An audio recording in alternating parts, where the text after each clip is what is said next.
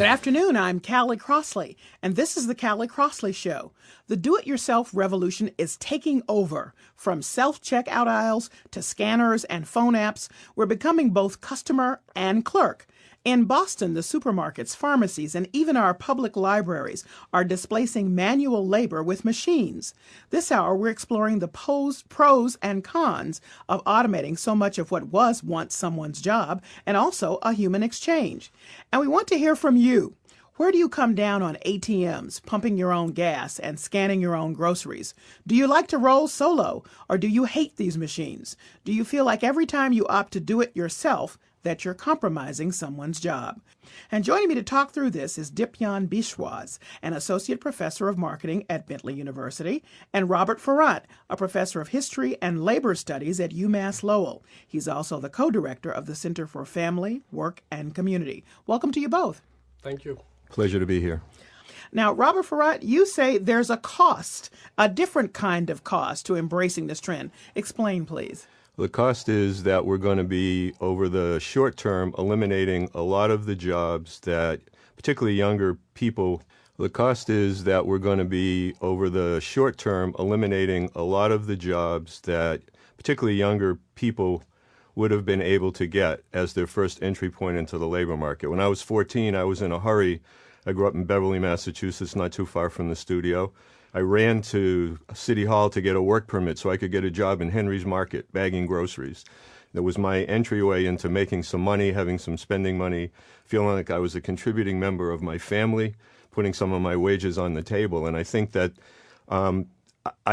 it's correct to say that this trend is going to continue, but at what cost? And if, in fact, this is going to go this way, what are we going to do about those kinds of entry-level jobs? The other thing I think that's a cost is that clearly, like the article in the Boston Globe that I read the other day that I think spawned in some way the conversation today, I read through a lot of the comments online to the article, and there were a lot of people that decried the fact that there was not a human interchange, and I think that that's another one of these problems in society right now. Everybody's in a hurry. Everybody wants me and my exchange as quickly as I can possibly get it. And we're becoming this incredibly impatient group of people. Everybody sort of sighs if there's two people in line in front of them.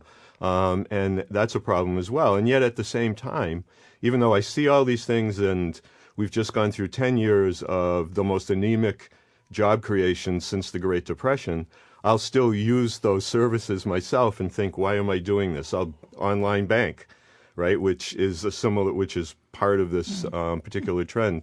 I'll online every once in a while buy a book at Amazon, even though I have a good friend that owns an independent bookstore. Sorry. And so all of these things I think are lumped together. But in a place like, I live in Lowell, and in places like Lowell or Boston or Fall River or New Bedford, places like that where it's difficult for young people to attach themselves in some way to the labor market, the more we get rid of these jobs, the more worried I become that we see even higher unemployment in the cities where we have youth unemployment at 50, 60, 70% in some cases. That's, for me, a recipe for a real problem. Robert, I want you to expand a little bit on the sort of the dilemma you're in, because you once worked on the line, as it were, and lost your job because of this technology. I also want to reference that the article you mentioned was by Beth Titel of the Globe, and she called it a self-checkout way of life, which is what Dipyan is saying. It's coming, and it's coming big, and it's here. So, how do you feel as somebody? Tell us about that. You actually lost your job to automation. Well, so it's not a theory. You know it happens. Right. I actually worked for years as a machinist, and in the metalworking trade, in the machining trade for decades, computers were coming in the same that they're coming in now for these exchanges, but they were coming in a big way in industry. And I lived out in Western Massachusetts, worked in Springfield at a factory called the American Bosch, and slowly but surely the company employed more and more computer-driven machinery, computer-driven technologies. You could essentially run big portions of the factory lights out with no workers, and it seems to me in many ways this sort of revolution on the retail side, on the commercial side, is the next step, that this industrial activity was taking place. And so this wiped out thousands of manufacturing jobs in the Connecticut River Valley, and the job base of that region never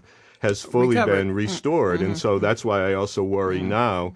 But again, I'm in this dilemma where, but in some ways I think retailers banks especially have been clever at this. They've cut back on the number of tellers. And so when you go, I actually always like to go to the bank and make an exchange. But the bank that I bank at, forget about it, too many people in line, so I'll use the ATM. And I think, we're creating this mechanism where we're being pushed into this.